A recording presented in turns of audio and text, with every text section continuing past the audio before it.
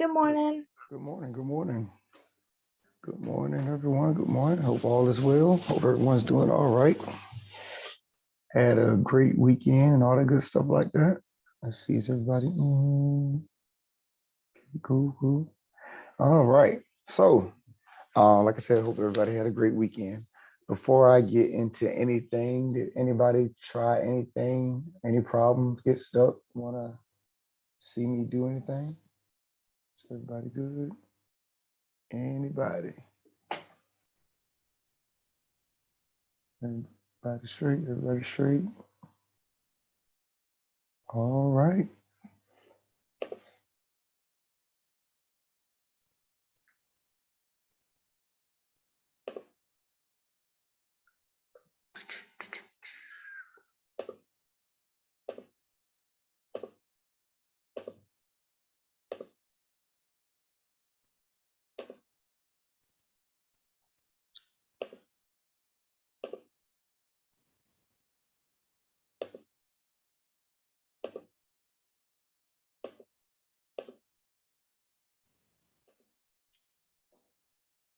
All right, so if I'm not mistaken, of course, you guys can let me know if I'm incorrect. I believe we're looking at linear inequalities today. I think, yeah, we did 1.6 last class.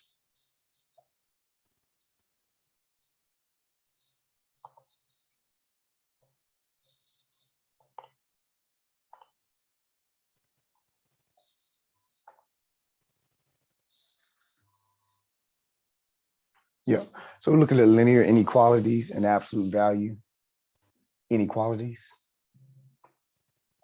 It's still kind of sloppy, but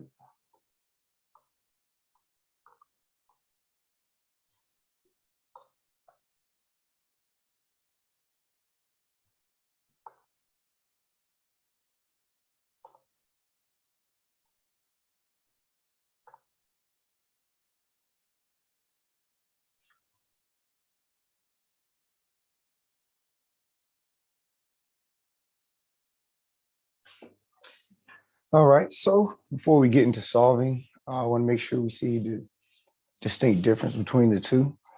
When I mean two, what we dealt with up to this point were equations. So now what we're looking at are inequalities. So the first thing is that when we had our equations, we had an equal sign. Now we're going to have an inequality symbol. Also, when we solved an equation, we ended up having one solution. So for this one, 2 plus 5 is equal to 7. So x equal to 2 is our only solution. We only have that one solution.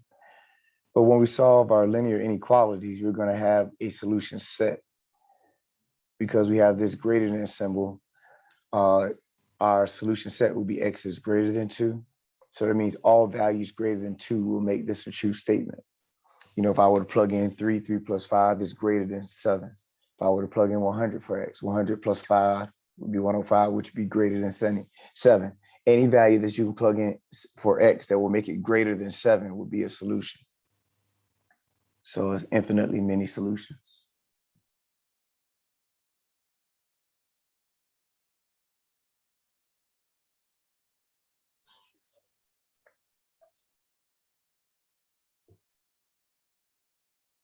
And you'll see in a second, we're going to solve our inequalities the same way we would solve our equations.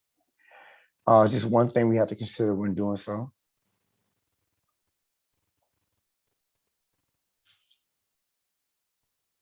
All right, are we able to scroll up a little?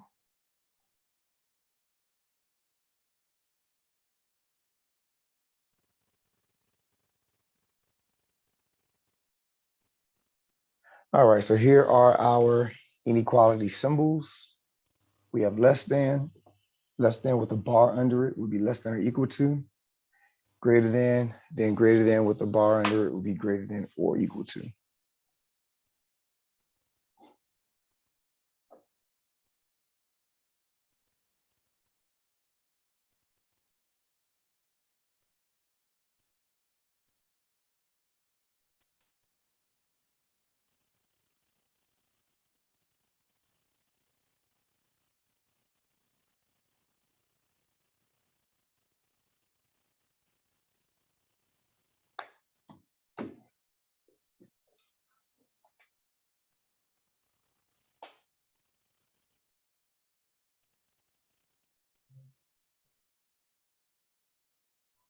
All right, scrolling up.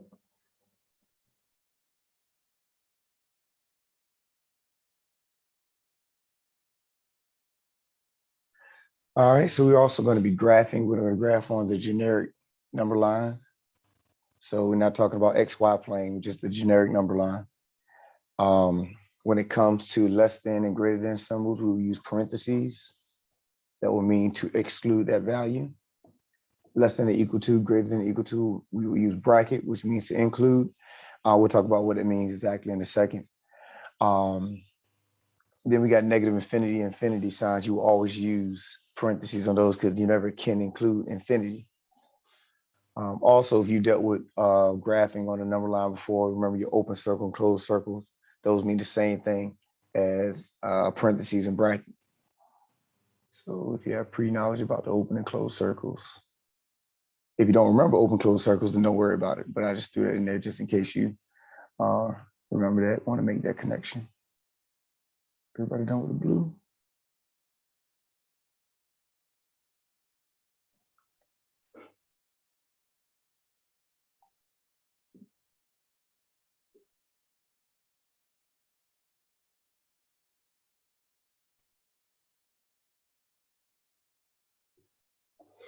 All right, so just an example, just to make sure we're okay with what I'm saying. If you have your solution set as x is greater than 2, you want all values that are greater than 2, but 2 is not a part of your solution set.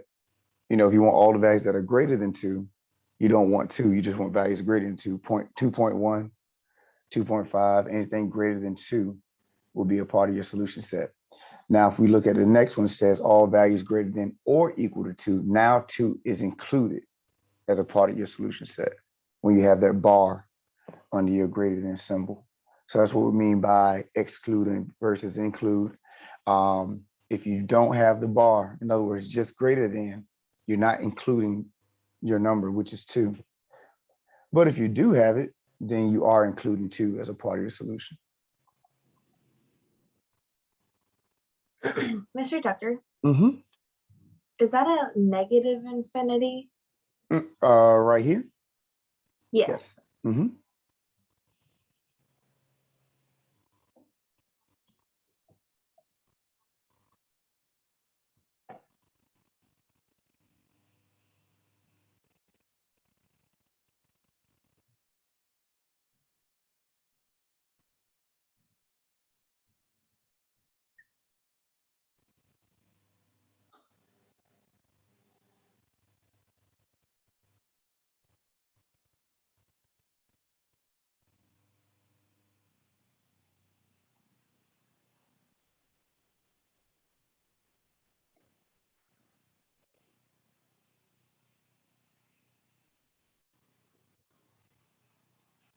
All right, scrolling up a little.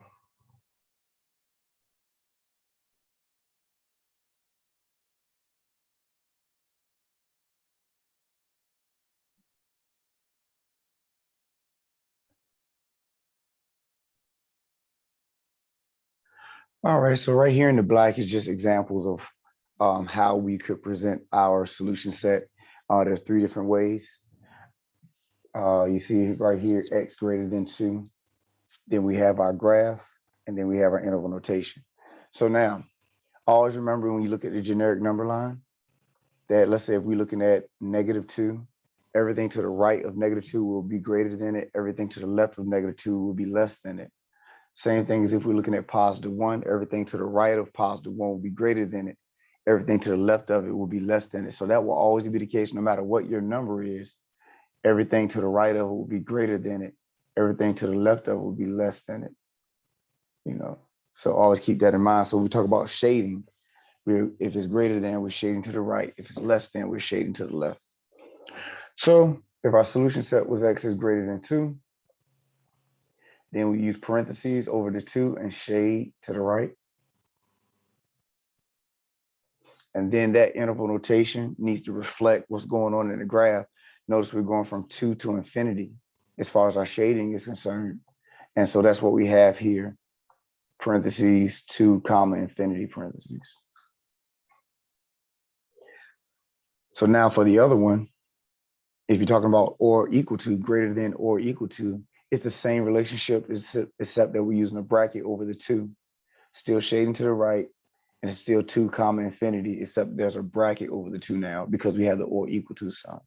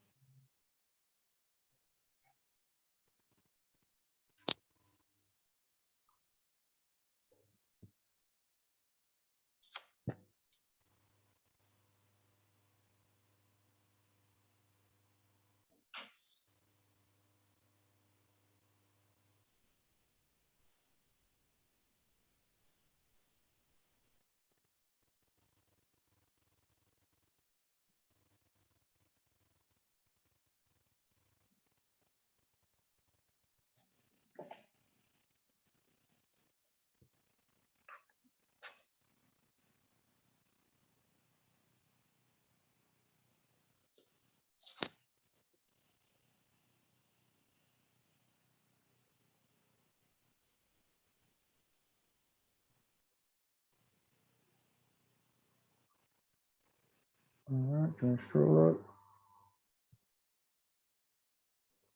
So now we're going to just do a generic chart of all of our scenarios as far as our solution set, graphing, and interval notation, just to give you an idea of all of them and how they would be set up.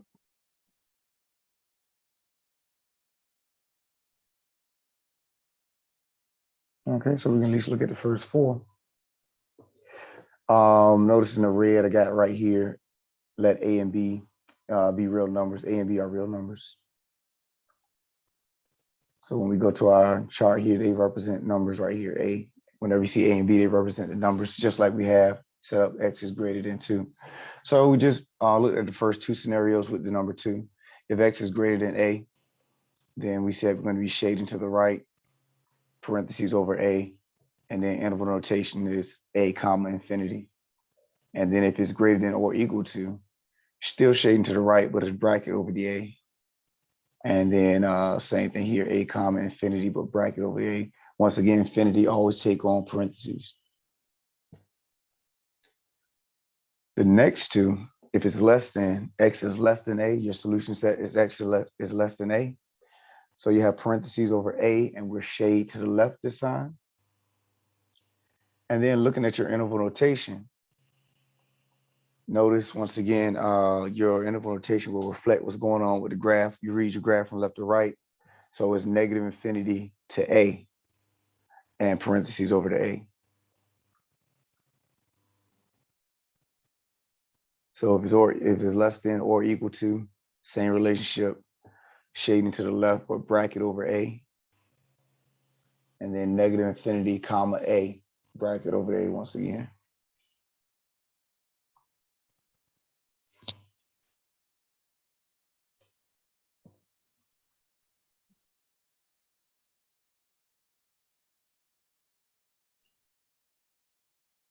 Got 4 more scenarios.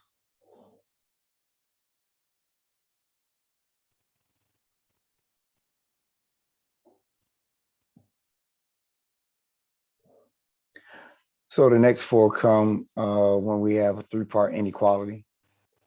Once again, A and B represent real numbers. Your variable is X. So this first statement says that X, or your solution, is greater than A but less than B. So those are the values in between A and B. So when you look at your graph, that's what you shade. And because both of them were less than, then you just use parentheses over the A and B. And that's why you have that in your shading, and then A comma B, parentheses over both in your interval notation.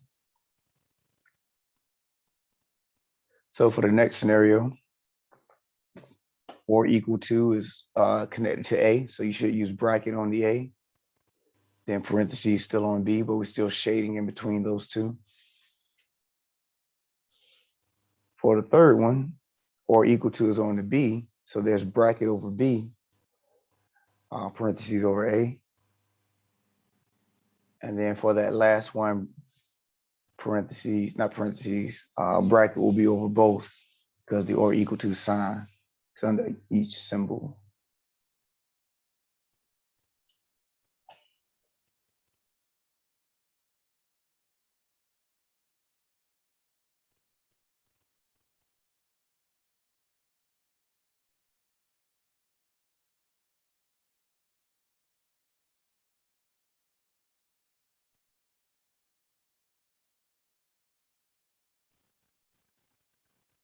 All right, questions.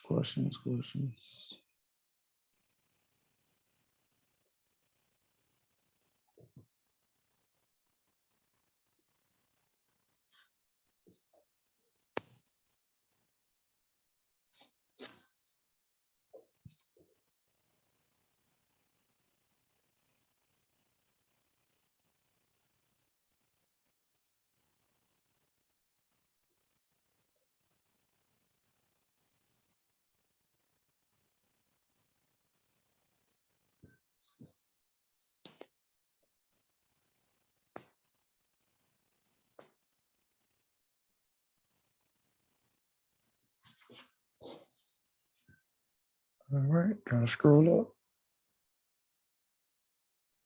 I'm still copying the A and the B part. Okay, not a problem.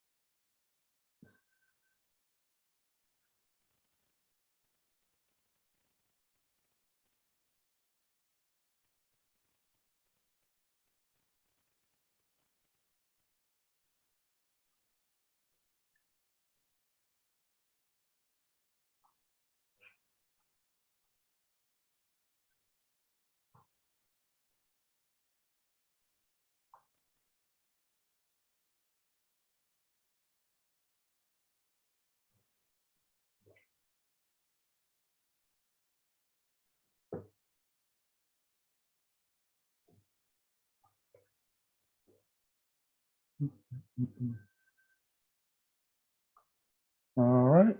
So remember I said that when solving linear equalities, it's going to be the same process that we've used to solve equations, except that there's one thing that we have to consider when we're doing it, or doing so, and it's this statement right here. So if you multiply or divide by a negative number, then you must flip or change, depending on your terminology, the inequality symbol. So simple example of that is right here. If I have negative 3x is greater than 17 and I want to solve for x, I would divide both sides by negative 3. And the result would be x is less than negative 17 over 3. So because I divided both sides by a negative, I have to flip or change the inequality. Over here in the greens, just expressing the other two parts that MathLab could ask you for. So when they ask you for the answer, they may ask you for just one, or they may ask you for two of them, or they may ask you for all three. So you should be okay with giving either one of those solution options.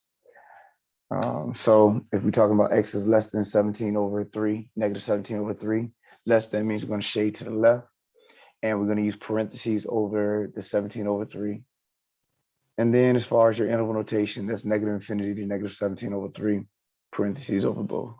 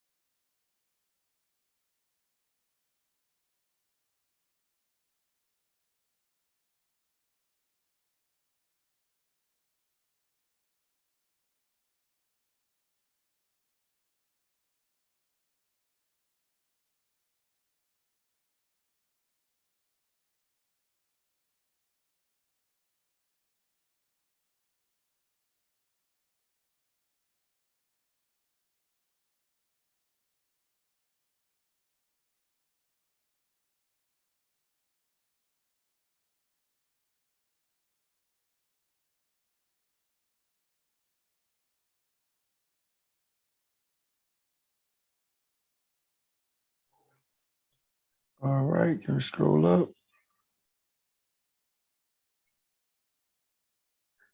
Okay, so we'll just go ahead and solve. That's all we have left to do now is just solve some examples of it and go from there. So the first one, 3 minus 2x is less than or equal to 11. So just like we would if that was an equation, we would subtract 3 from both sides. That's what I did right here. That'll give you negative 2x is less than or equal to 8. Then divide both sides by negative 2. Once again, what we just mentioned, we talk about dividing by a negative number. Because I divided by negative 2, then I have to change my symbol from less than to greater than. So now we have a solution of x is greater than or equal to negative 4. Greater than means we shade to the right. So we shade to the right of negative 4 and use bracket because we have the or equal to symbol. And then our interval notation reflects the same thing, negative 4 comma infinity. Bracket on the negative 4, parentheses over infinity sign because parentheses, well, infinity will always get a parentheses symbol.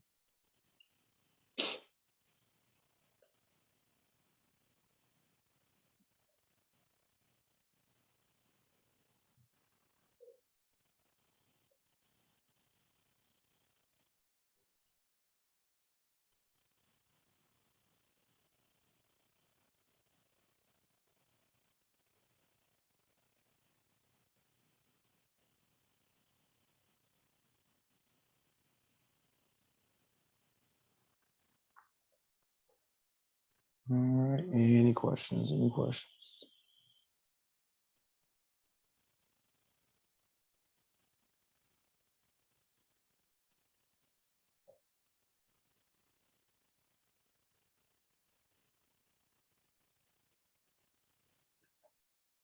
All right, can I scroll to the next one?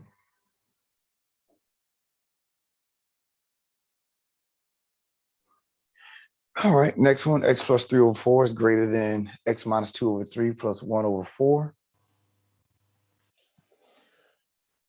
So first thing I would do is find the LCD. And that is 12 for us.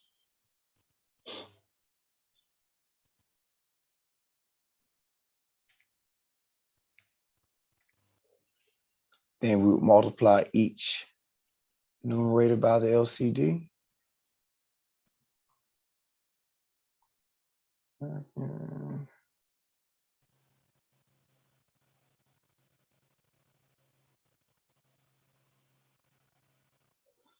So if you multiply each numerator by the LCD, that's 12 times x plus 3 over 4. 12 times x minus 2 over 3, 12 times 1 over 4. And remember, the reason we're doing that is so that we can cancel out our fraction or fractions. And so let me put that back.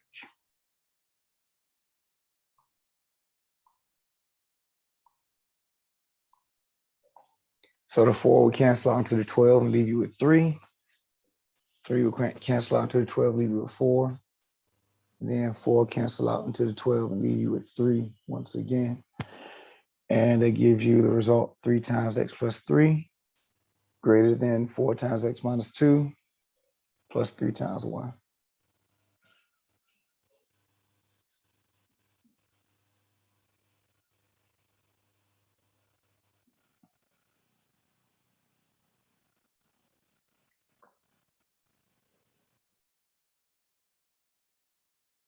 All right, distribute 3x plus 9 is greater than 4x minus 8 plus 3.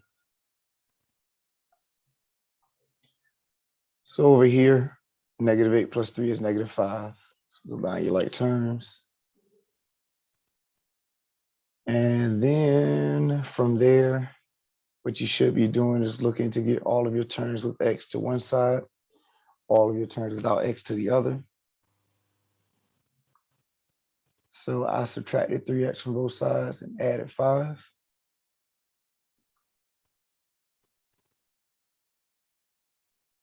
And that gives me the result of 14 is greater than x. Now, normally MATLAB wants your variable on the left side. So if you ever come across that type of situation when you go about your solving, all you got to do is just stay consistent in what's going on, stay consistent in the relationship. If you need to put X on the left side, then if you look at your symbol, if the mouth is open towards your number, then when you bring the X on to the left side, your mouth still should be open towards the 14 or the number, so just stay consistent in what the relationship held initially, and you'll be fine.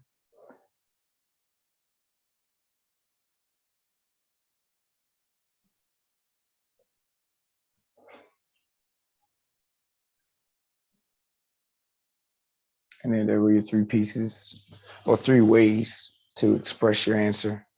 X is less than 14. Shade to the left, since X is less than 14, use parentheses over 14. And then interval notation is negative infinity, comma 14, parentheses over both.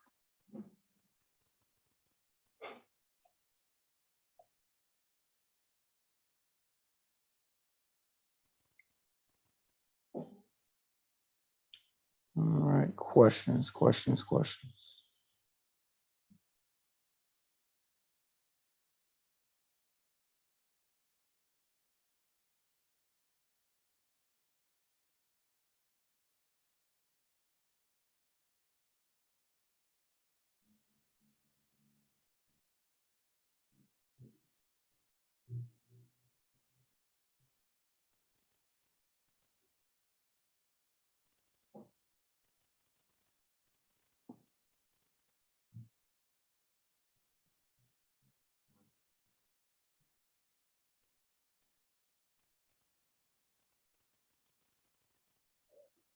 Everybody good? Can we scroll up? So once again, the way you solve your inequalities, same way you solve your equations, is just that one piece of a step that you need to make sure you hold true to. If you divide or multiply by a negative, you have to change your inequality. All right. So your three-part inequality, it's called a three-part inequality because you have three parts, 1, 2, 3. So you want to leave your variable in the middle. Remember, if we go back to our chart, notice how X is in the middle. So you want to still hold true to that. So you want to solve for your variable, but leave your variable in the middle. So if you look at this, let's say if I didn't have this part, the way I would solve is to subtract 1 from both sides. So you want to hold true to that same process, but you're not going to just subtract 1 from both sides. You subtract 1 from all three parts. Whatever you do to one part, you need to do to all three parts.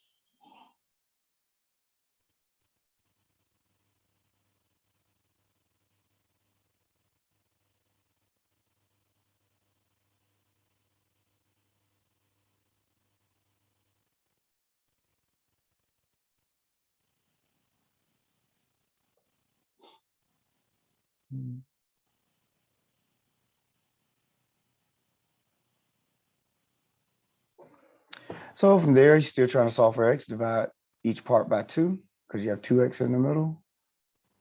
And then your result is -2 less than X, less than or equal to 1.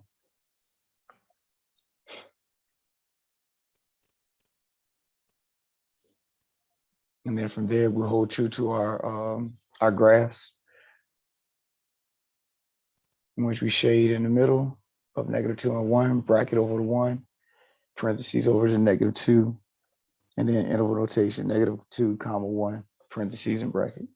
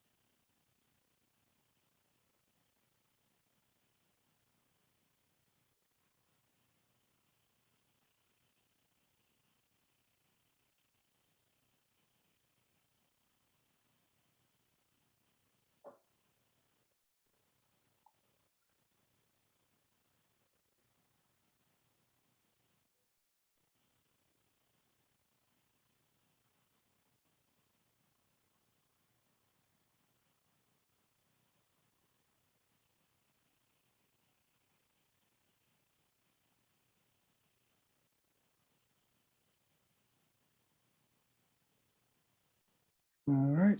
Any problems? Are good?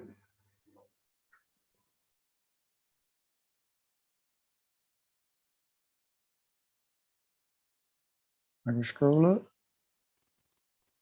All right. So the next thing, last thing, it's actually the last thing out of this whole chapter, absolute value inequalities.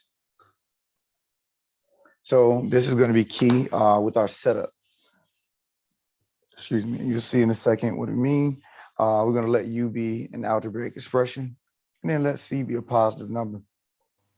So if the absolute value of U is less than C, then we're going to set it up in the way of that purple box there. In other words, U in the middle is less than C, greater than negative C. But if the absolute value of U is greater than C, then we'll set it up in the way of that green box when you do U less than negative C or U is greater than C. So you're setting up your solution set two different ways. One is a three-part inequality, which we're talking about shading in the middle. And then number two sets you up for two pieces, two separate pieces. One will be shading to the outside, to the right, and then the other one to the left. So you'll see when we get to the solution and solving. Then also notice right here in the red box, the same thing holds true for if there was a or equal to symbol on the bottom.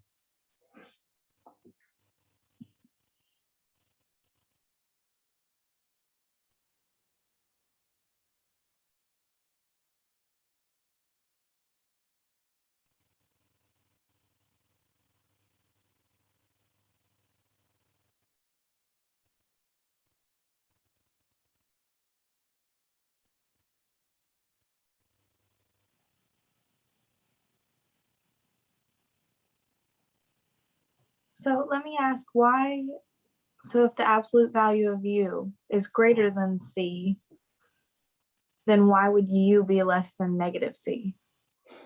Don't forget absolute value means that that's an application. Yeah. So when you talk about the absolute value of something, you're talking about, applying, making sure that's the positive result. So let me see, let's go to an example that's less than, that's less than, talking about greater than, trying to find, let's just do this. Let's say if we have X, I want to do something simple. Let's say X is greater than 7. Oh. It's all good. So if you're talking about the values that are greater than 7, if we just look at this, right?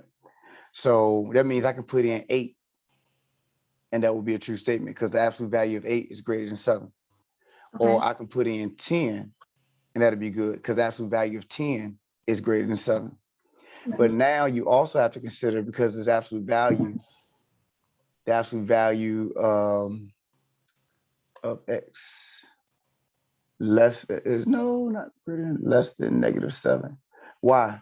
Because if I have the absolute value of X and I put in negative 8, absolute value of negative 8 is positive 8, which will be greater than 7. Remember, we're talking about, let me take that off. We're talking about values that I can plug into this original expression and create a true statement. So I want values that are less than negative 7, because if it's negative 8 and I plug it in here, absolute value of negative 8 is greater than 7 because that's going to be positive.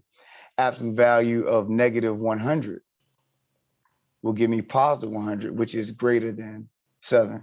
So that's what we do. That's because of the absolute value. When you apply it to the negative, gives you a positive result. And that will help me in my original expression. Hopefully that made sense. That was okay. I understand what you're saying. I just don't, where I'm confused is that, so for number 2, it says if the absolute value of U is greater than C, then U is less than negative C. So that's going to be a solver. So, okay, let's go back. And so let's put a number right there. Let's say 5. Okay, so now these are the values I want to plug into here. So you say you're good with this side. But now Yeah. if I have -6, because this is saying over here, this is saying that -6 is a solution, right? Oh, So if I put -6 right here, the absolute value of -6 is +6, gotcha. which is Okay. greater than 5. Or the absolute value, let's say -50, is +50, which is greater than 5. So that's why we give an account for the negative, because eventually I'm going to take the absolute value of that negative number, which will give me something greater than my positive number. Okay. So you're just trying to find solutions that will fit both the top part and the bottom part. Yeah. Okay. That makes So, more sense. okay. Cool.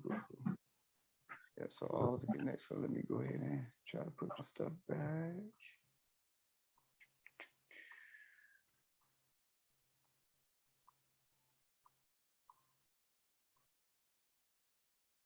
All right. I'll just erase this stuff. All right, so let's try it out. So we have x is less than 3. So if we're doing less than, remember, it's the purple box. We're setting it up that way.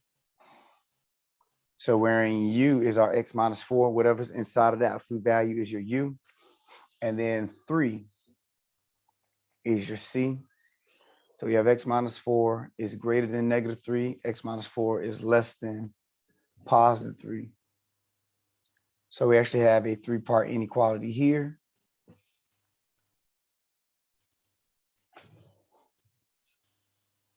All right. Add 4 to both sides with all 3 parts. So we have x is greater than 1 and less than 7. And we shade in between 1 and 7.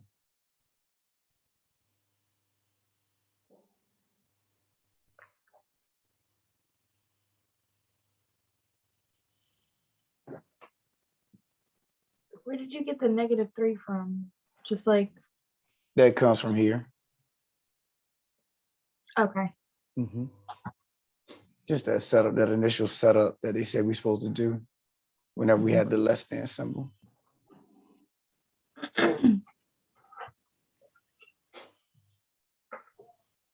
All right.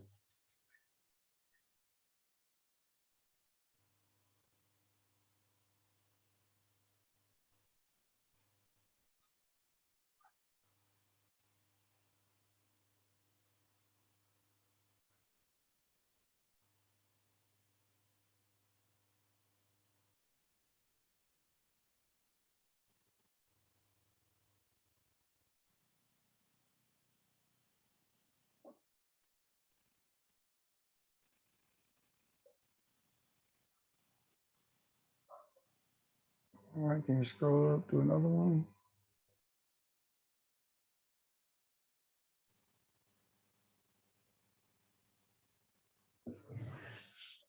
Okay, so the next one we have 7 is less than the absolute value of 5 minus 2x.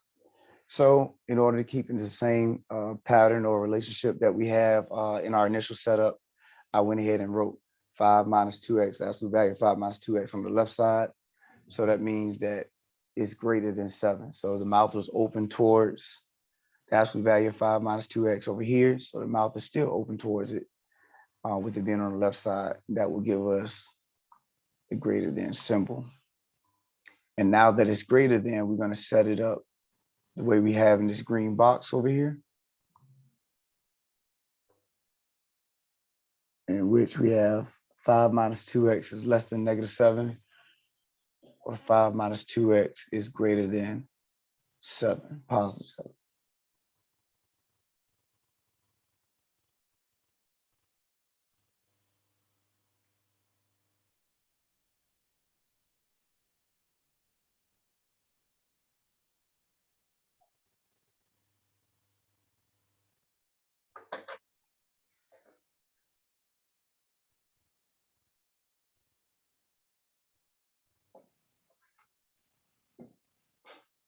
All right. Any problems before we go ahead? Next part. So from here, we'll just subtract 5 from both sides. Notice we now have -2x is less than -12. -2x is greater than 2. Don't forget though, if we have to divide by a negative, divide or multiply by a negative, we have to change our inequality symbol. So that ends up being x is greater than 6 when we divide by -2, and then x is less than -1.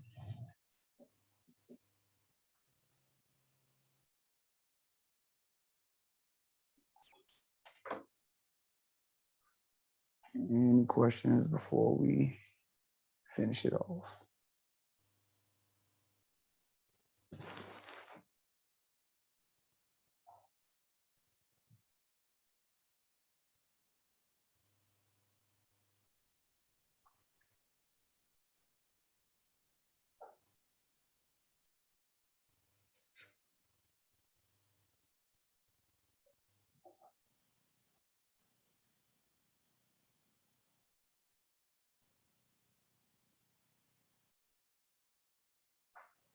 All right. So here's how we'll set up our solution sets. Once again, we have x is greater than 6, x is less than -1. So we're talking about shading to the left of -1 and to the right of 6. And then as far as interval notation is concerned, we come from -∞ to -1, have parentheses over both. Then we use our union symbol for or, then 6 to +∞, parentheses for both.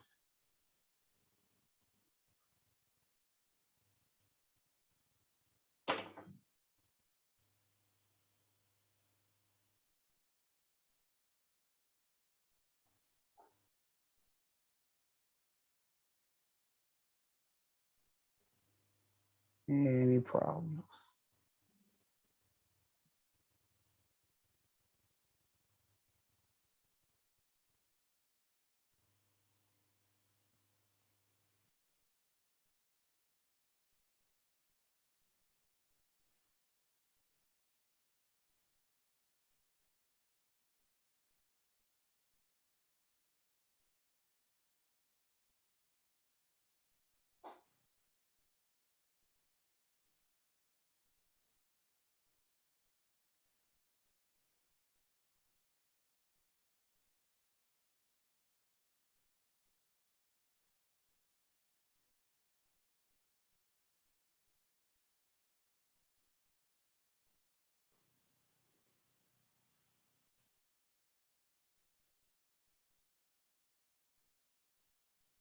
All right.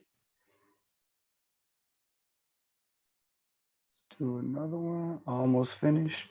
Here we have -2 times the absolute value of 3 plus 5 plus 7 is greater than or equal to -13.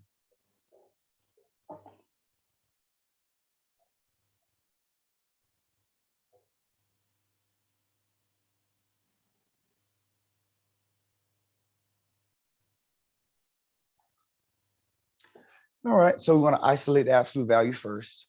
First thing we'll do is go ahead and subtract 7 from both sides. Then we can divide by 2. Once again, don't forget, whenever you divide by a negative, you have to change that inequality. So now we have the absolute value of 3x plus 5 less than or equal to 10.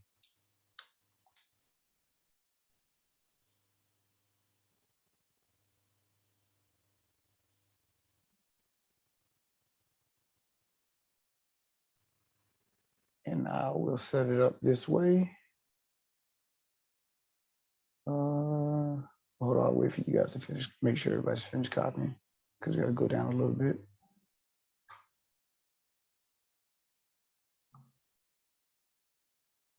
That's good with that. Everybody to the purple box. Don't copy this yet. I don't know how that happened, what I was doing in that class. Anyway, I'll come back to it though. So let's start right here. Absolute value of 3x plus 5 is less than 10. That's what we had, right? Yep. And so now we'll set it up this way according to, our initial setup and how we're supposed to set this thing up if we have a less than symbol. So now we have a 3-part inequality. Subtract 5 from both sides.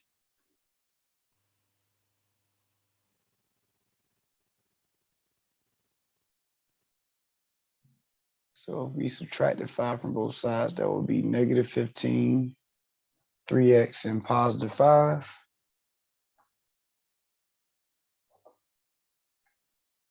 And then from there, divide each piece by 3.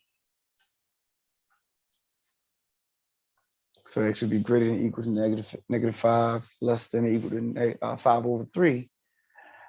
And so we're shade in the middle of both, brackets for both. And our interval notation would be negative 5, comma, 5 over 3.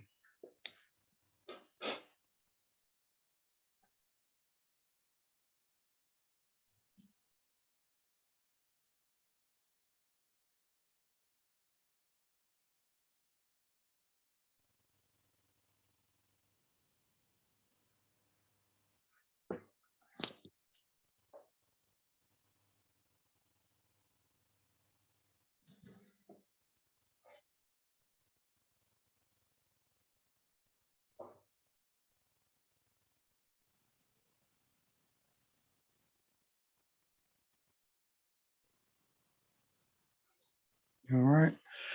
Are we cool with this? Can we go to the last thing? That scribble that I had in the middle. Is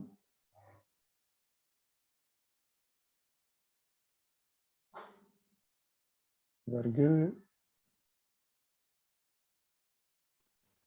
All right. So this right here in the middle.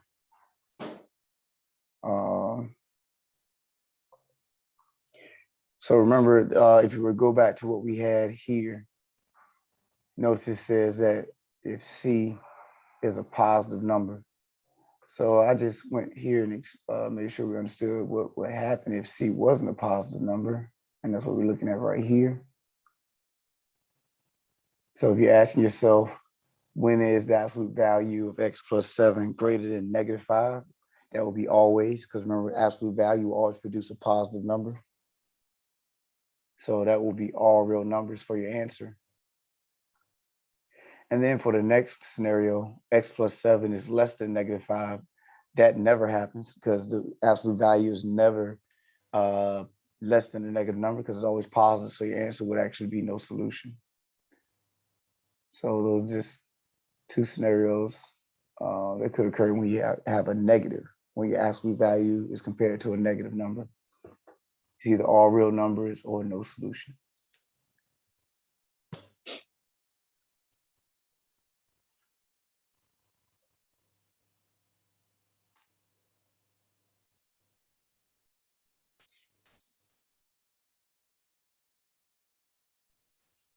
All right. Any questions? Any questions?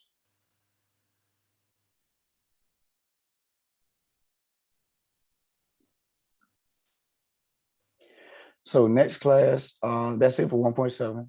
And that's it for chapter 1. Next class, I'll open the floor for whatever questions that you guys have. Just like I did today, but most definitely next class will be an open invitation for you to ask whatever questions you want. Hopefully you take advantage of it. Take a look at the test review. Even if you don't do it, you can always take a look at it to see if you have any questions that you would like for me to try. Not try, but actually do in front of you, or anything like that. Make sure you try the stuff out so you see if you have any issues. You don't want to get too far behind if you can help it. You remember your first test, is open. You can knock it out. The only thing I ask of you is to send me a copy of your scratch work, and some of you have already done that, so that's great. So yeah. Yes. Is this the end of this chapter? Mm-hmm. Yep. So we're done with chapter 1. So next week we'll most definitely jump into chapter 2. Trying to hold off and give you guys the opportunity, like I said, next class to ask whatever you want. So take advantage of it. Somebody say something in the chat. Let's see. That is a great question. Let's see. So next class is the 15th. Let me see. So we start to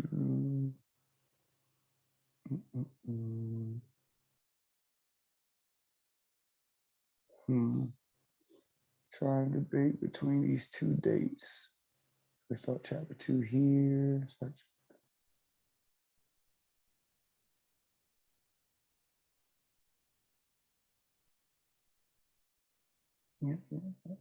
So I'm looking at the due date of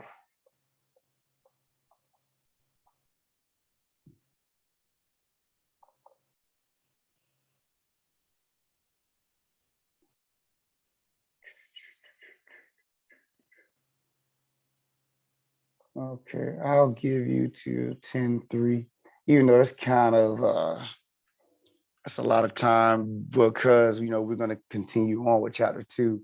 Try not to go all the way to 10-3 if you don't have to with chapter 1 stuff. I'm just trying to give people grace because this is our first due date, and some people I had a few people that still had issues with math lab, so I'm trying to give you grace on this. But we don't want to still be stuck in chapter 1 when we're almost done with chapter 2, you know what I mean? So make sure if you have to go all the way there, then it'll be there for you, but try not to. If you don't have to, try to get it out of chapter 1 as soon as possible, because you don't want to just be sitting there when we got other stuff that we're progressing on.